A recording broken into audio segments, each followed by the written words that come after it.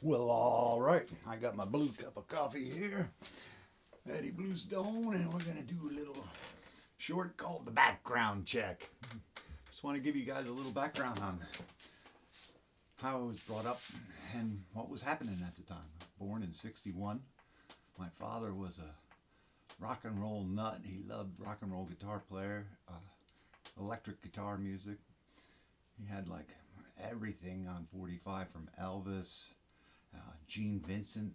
I stack up them, probably like everything. And I know this too because I was just playing them a couple of years ago down at my mom's house when she was still with us.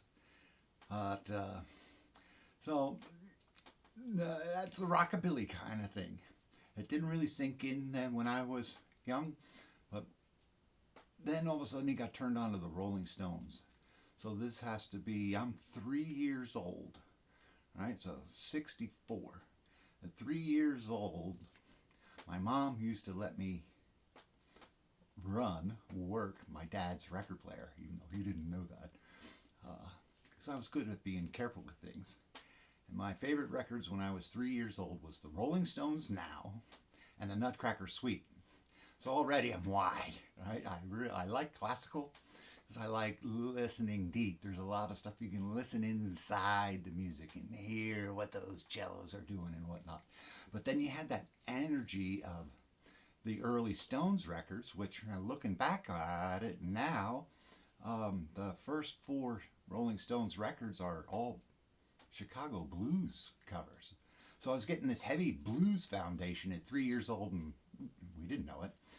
Hell, most of us didn't even know that it was black music. And when the Rolling Stones do come over to America, they're rattling off these names, Muddy Waters and Howlin' Wolf, and nobody knows who they're talking about because really that wasn't, it was still divided then, I guess. You had race records with black music, and then you had the white versions, I guess, of the same thing.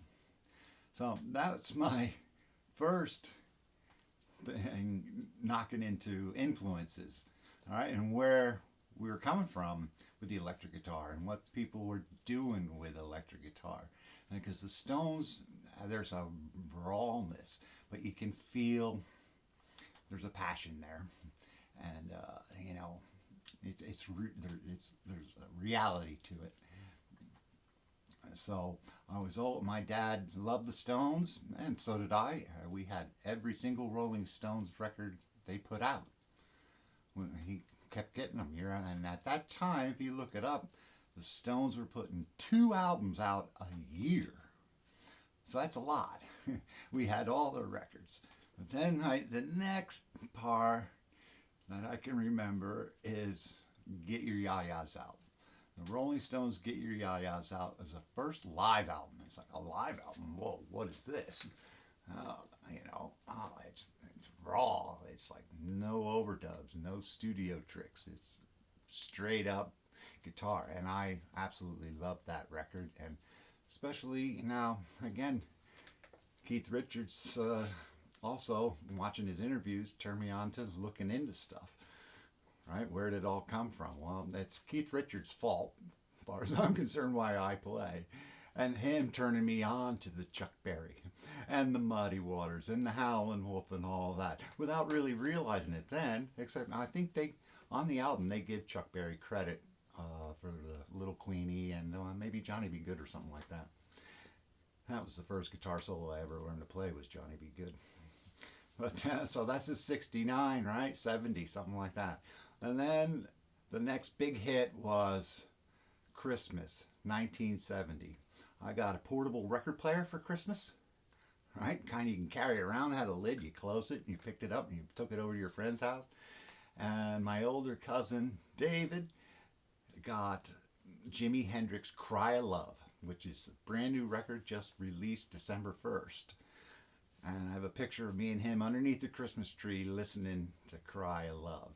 And then that was like it. It was like, wow, nah, I really need to dig into something here. Okay? So that's 1970, so that's right around when I started picking up the guitar outside of, there was no guitar in school. So I started picking up the guitar and learning it. And again, we all learned on acoustic guitar then. The first guitar you got was an acoustic, not an electric. That was later, right? But the second year I did get electric. Dad was into electric guitar. He loved electric guitar music. And my first real electric guitar was a Univox Les Paul. So I'm weaned on good old Les Pauls. And then it's right around 5th, 6th grade, something like that. So it's still like the late, 69, 70. I lived in a little town called Mountainville in Tewksbury Township, Hunterdon County, New Jersey. Colonial villages is what they are. And a friend of mine from school, again, I started playing drums in 2nd grade.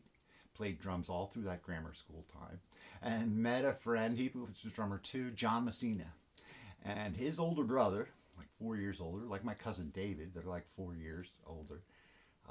He played guitar, and I loved watching them play and going over and checking them out. And then I can remember Cokesbury had the Cokesbury Fair, and his band was playing there, and the church let them rehearse in the basement.